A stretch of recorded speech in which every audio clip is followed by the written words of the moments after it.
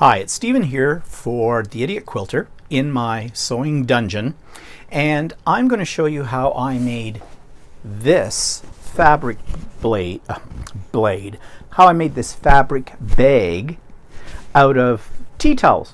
Actually, these are tea towels that I picked up in Australia and I made a quilt out of at one point in time, and these ones were left over.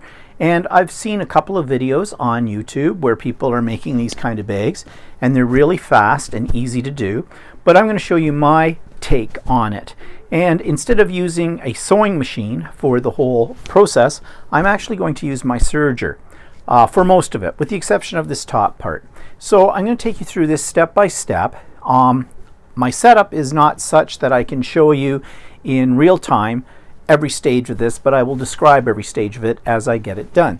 So what do you need to make something like this? Well, for the bag I just showed you, I'm cutting out 12 by 12 inch squares of fabric. Now, as I said, these are linen tea towels. You could use cotton, whatever you have. I'm using these tea towels for a couple of reasons. One, I want to use up all these tea towels that I bought that were left over from the quilt that I made. And second of all, they're a little stiffer than just ordinary cotton, but you still want to make them a little bit stiffer. So to do that, you're going to need some fusible interfacing. And again, I have cut the fusible interfacing, two pieces, 12 by 12. So one piece is going to go onto the back of each of the panels, the two panels I've cut for the outside of my bag. We're also going to line the bag so you can't see the serging stitching. And again, I just cut two 12 by 12 squares out of a couple of the tea towels. These we do not have to interface. We will just use them as they are. So the first step in this, after everything is cut out, is we have to iron the fusible interfacing to the back, to the wrong side of our two pieces of fabric that are going to be for the outside of the bag. So I'm going to pause the video here. I'm going to go to my iron and I'm going to put those together. Okay, so I have ironed on the fusible interfacing to both of these panels, and what I'm going to do is I'm going to put them right sides together,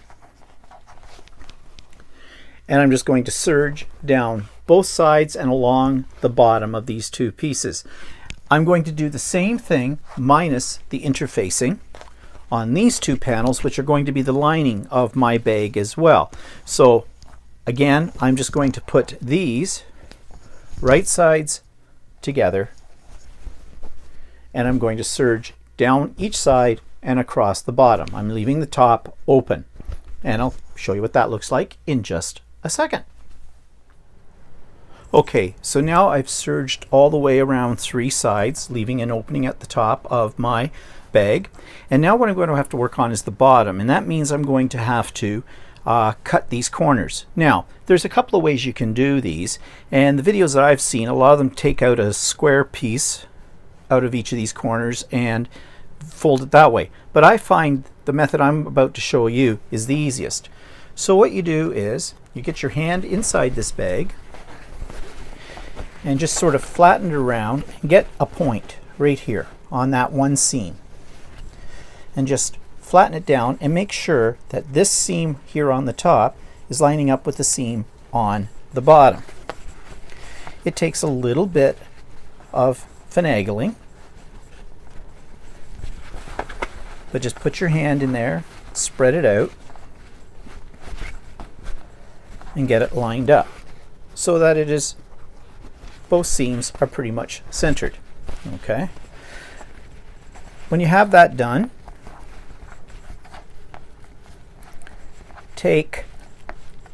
now I'm going to use a triangular ruler, but you could do this with just a straight ruler, and measure in from the point. And I'm going in 4 inches. So I'm just going to line it up with my 4-inch mark at the point, eyeball it for straightness. I'm going to take a friction pen. Make sure I've got it lined up here. And I'm just going to draw a line across. A friction pen comes out when you steam it, but this is going to be hidden inside the bag, so no one's ever going to see this mark anyways. and just make sure everything looks even. Get any wrinkles out of it.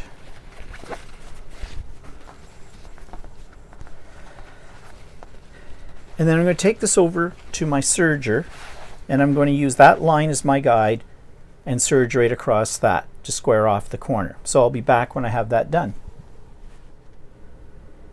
Okay, I've done both lining and the outside of the bag, the corners, and I used the serger for this.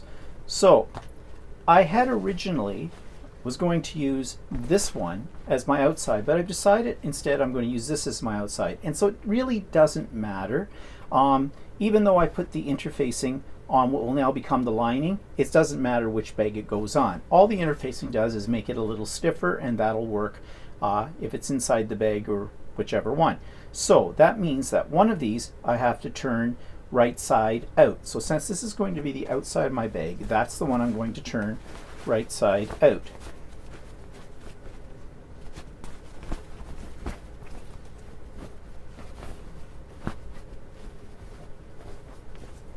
So I'm just going to poke out those corners so I have a nice square bottom.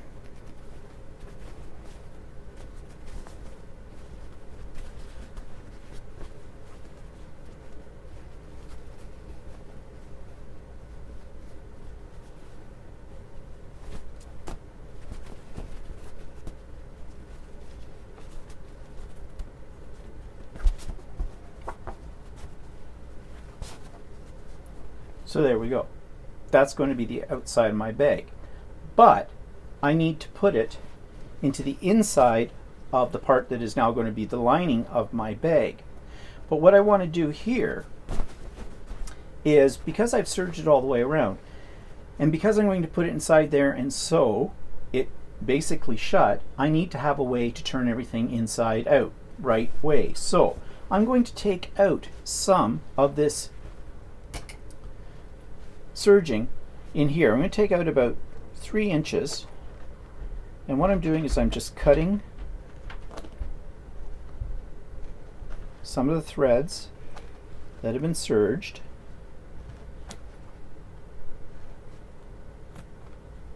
to open this up. Now if you were doing this on a regular sewing machine, you could simply just leave an opening as you're sewing. So this part of the process using the serger is a little bit more time consuming, but it's not difficult to do. I'm just cutting through those stitches.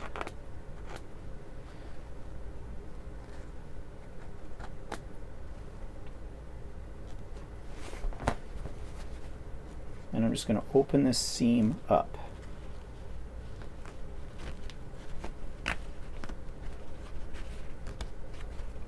And I might open it just a little wider.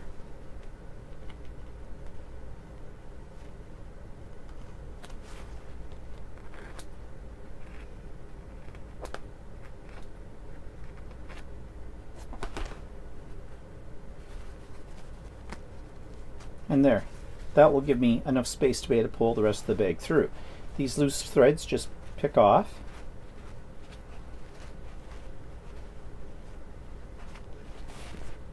And it doesn't have to look that neat because no one's ever going to see this part of it.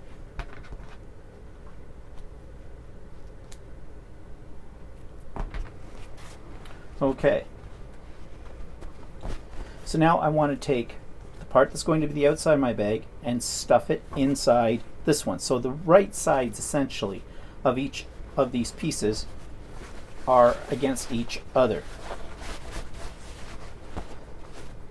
And when you get it in there, square it up.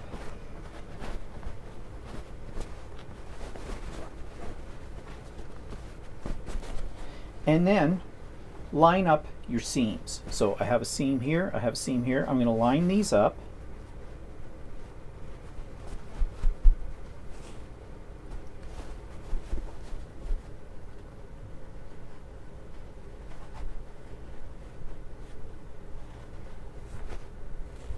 And there's going to be a little bit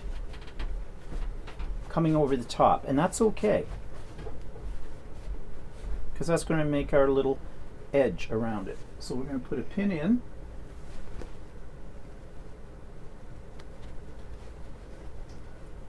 Put a pin in this seam. And we're going to do the same on the other side. It's a little fiddly.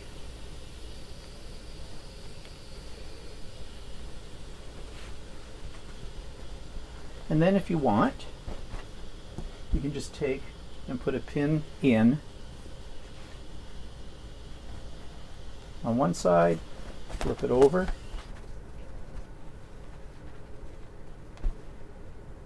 put a pin in this side.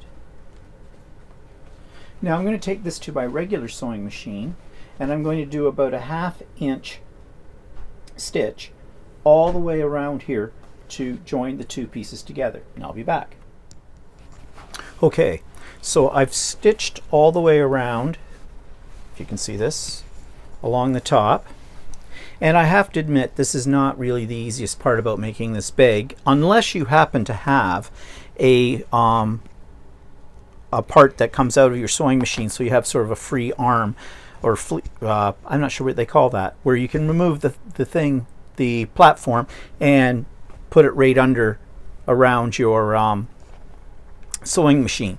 I don't have that on mine, so I have to do it the hard way, which is basically sew for a little bit, manipulate it under the needle so you're not getting both sides, and away you go. I think with a little practice I'd get better at that, but this, after all, is only my second bag here. So once you have that sewn on there, now you're going to turn it, pull the lining, actually this is the front of the bag, out.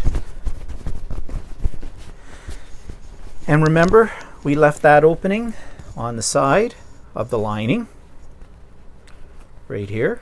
So now you're going to pull everything through that opening. And at first, this is a little difficult, but you want to get right in there and pull it through. And just be slow with it. You don't want to rip out your seams, although the serger does a pretty good job of locking those seams in.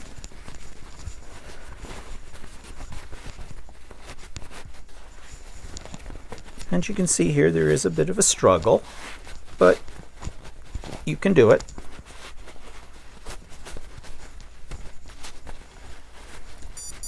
Helps if you have long tapery fingers. I do not.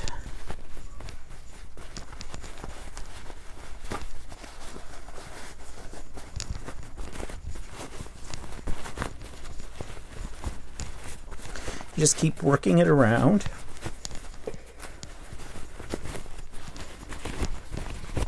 And here we're coming.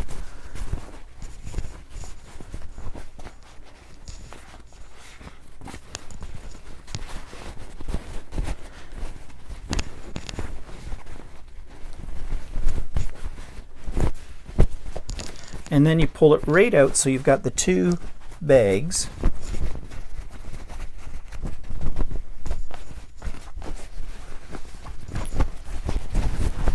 Out of there. Pull out your corners.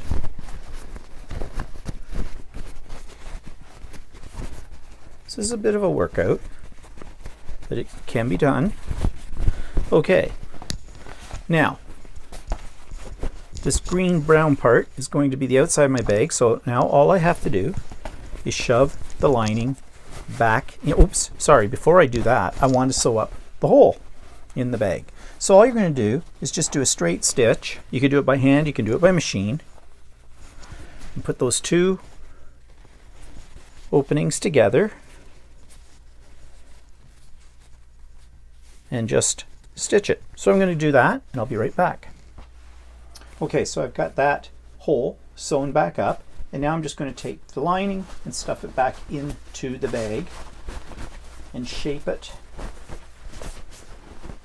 so the corners are squared.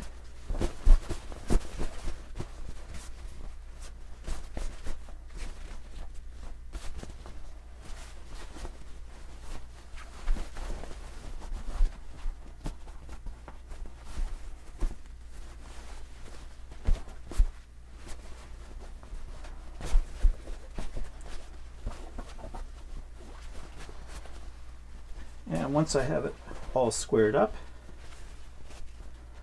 I'm going to take this over to my iron and give it a press, and I'll be right back.